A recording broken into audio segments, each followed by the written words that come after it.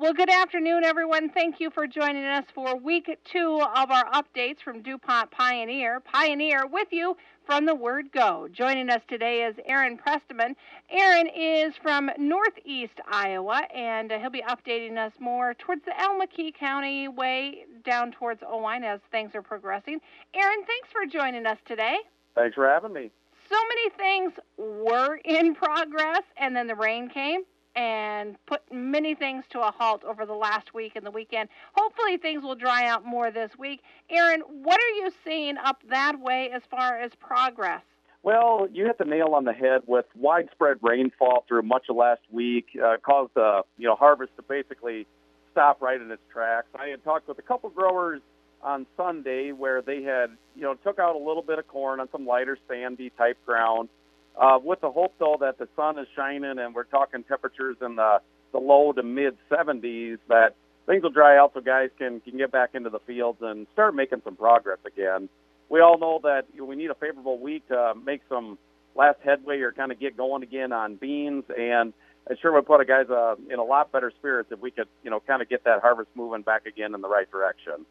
We have seen, I would say here in Fayette County, less than half of our beans are out of the fields, and some have even started taking in the corn for feed and for grain needs.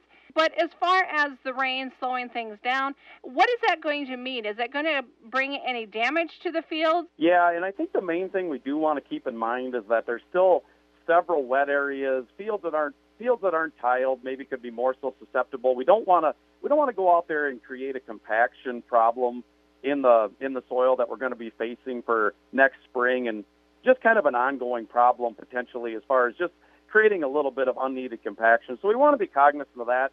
We don't want to get into the field too soon. That's for sure. A couple other things we want to keep in mind as we take a look at getting back into the harvest swing is, number one, taking a look at field losses on both the corn and the soybean end of things when we are running that combine.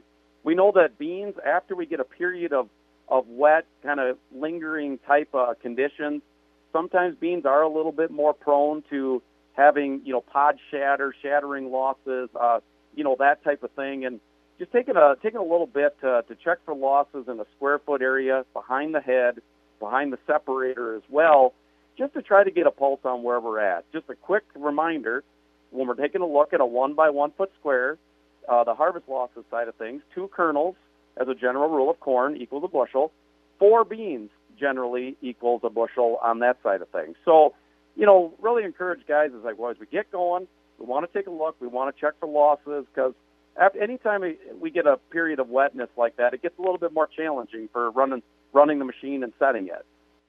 Aaron, how are the numbers looking as the beans and the corn are coming out of the field? I know last week things were, or even before that, things were pretty dry, and maybe even some of the numbers a little lower than we had hoped for, but then the moisture comes in.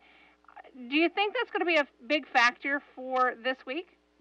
Well, as we take a look at where, corn moisture is at, as far as, the harvesting side of things,